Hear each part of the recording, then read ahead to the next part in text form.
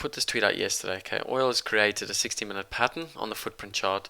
The last time oil had this pattern on the footprint chart, we got a nice $3 bid. Okay, so again, not a thumb suck, not just a random thing, not me calling a low in oil, me just observing, various patterns in the markets. And I'm going to show you where this pattern comes from, as well as some of the other patterns you can start to look out for as traders. So this is kind of our principle for today. It's these daily patterns. Now, a lot of you will have these as strategies. Okay, a lot of you will have outside days or inside days or consolidation zones as actual strategies.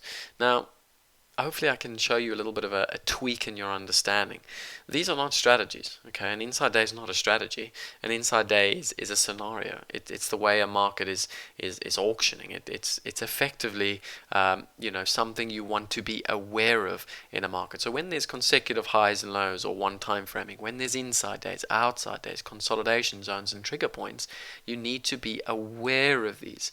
Okay, they're not strategies. They're not, the golden opportunity. If you see a market's had an inside day, that doesn't mean anything. Okay, it just means that a market's had an inside day. Right? Being aware of that, however, is important. Why? Because if in the event we approach one of these, sort of pivots, there is the potential. Note the potential for volatility. Doesn't mean there is. Okay, some days or in some circumstances, in some market conditionings, the probability is higher than others.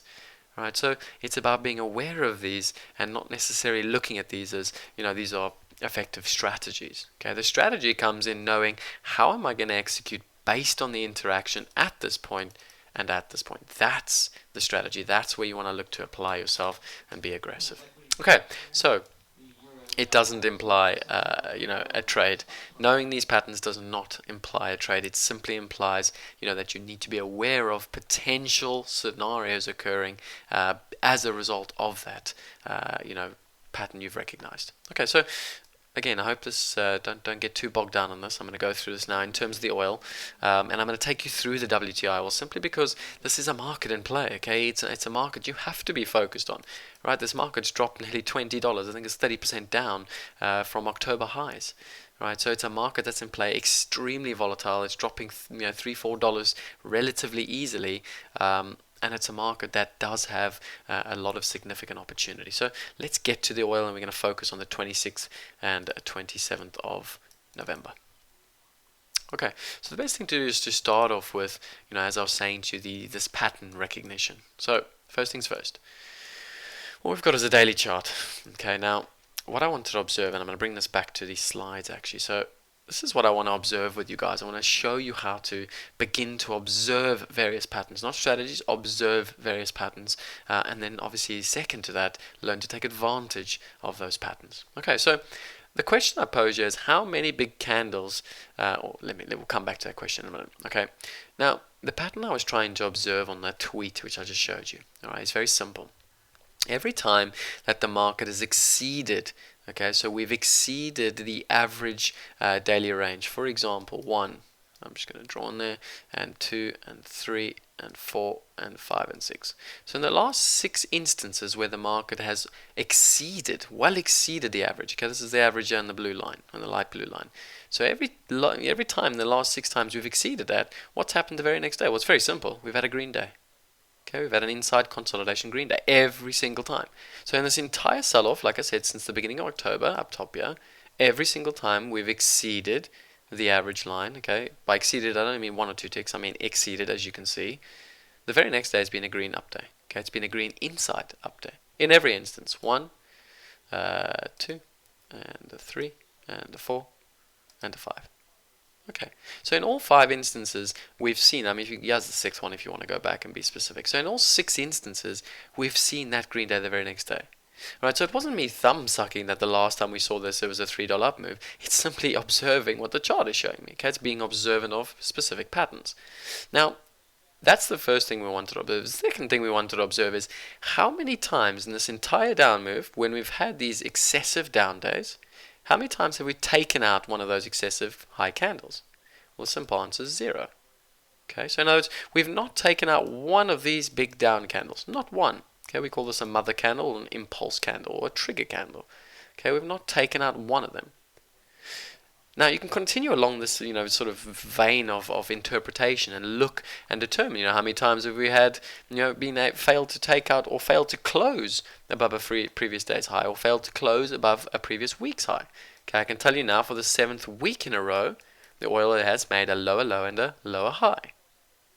Okay, now you keep going through this and you recognize the potential for patterns that exist in your market. Now the oil is particularly interesting because it's actually moving.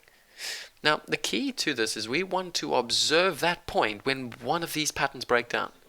Okay? Now, we don't forecast it. We don't assume it's going to break down. We wait for it to break down. Okay? Because once that pattern breaks down, what is it telling us? Well, it's telling us now there's sufficient information in the market to suggest that this down move, or this very aggressive down move, is now likely to take a pause. There's a high probability we're going to take a pause. Doesn't mean we're going to rally. Okay, but it does mean there's a high probability that the market settles into a nice range. Now that range, note, obviously we've sold it from $77 down to $50.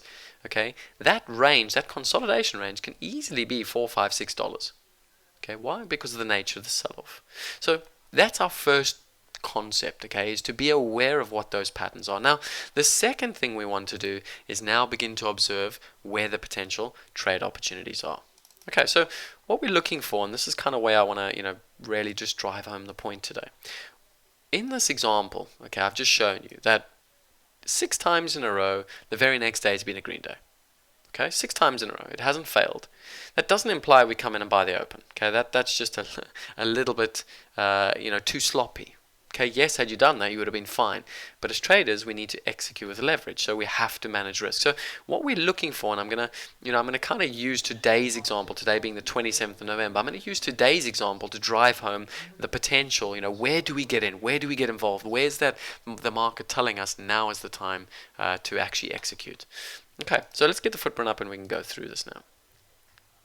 All right, so what we're looking at is the WTI Oil, sorry, just let me get the chart up. There it is. Okay.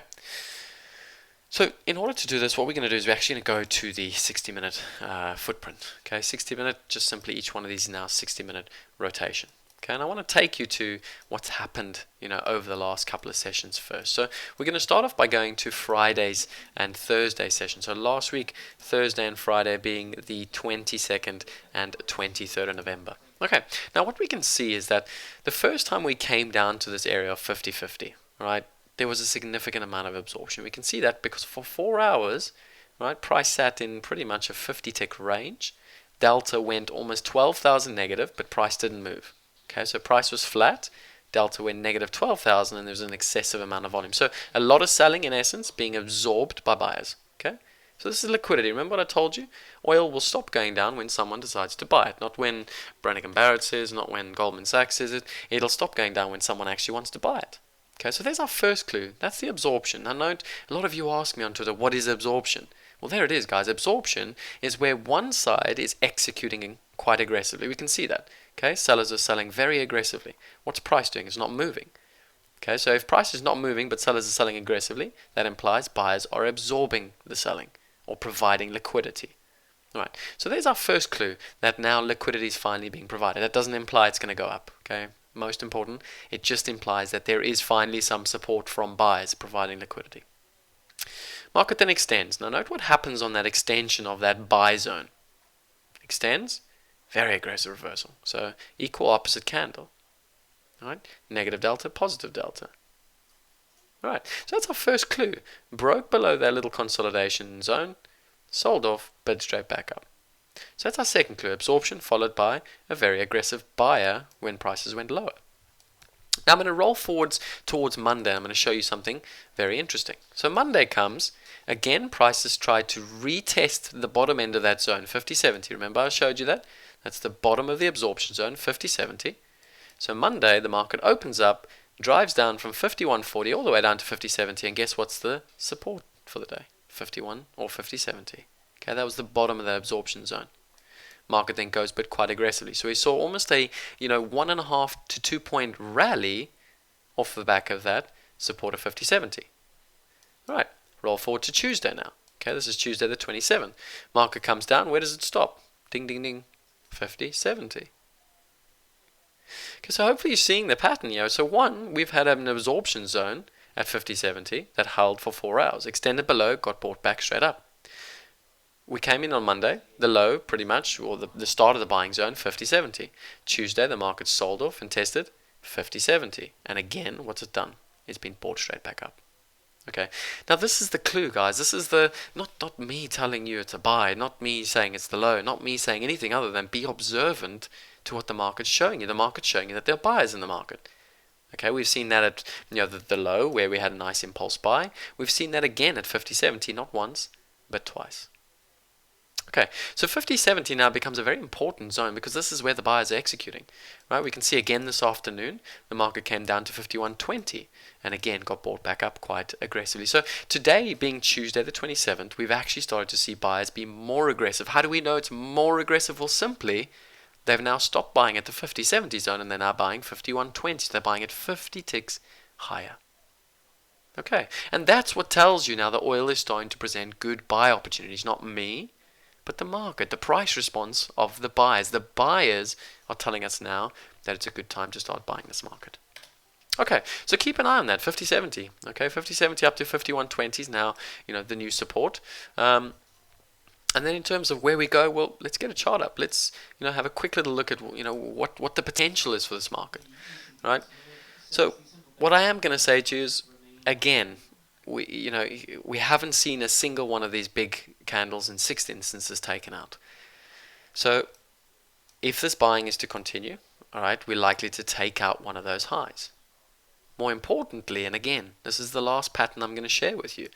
Every single time that we've had one of these big impulses, the next day has been green. All right, the following day has also been a sort of a consolidation day. But once we take out one of those consolidation lows, we've then had very aggressive continuation moves to the downside. So it's very, very clear. If you want to be long, but just make sure you know where that stop is. Okay, the stop now goes in very firmly below the lows made today, the 27th of the 11th.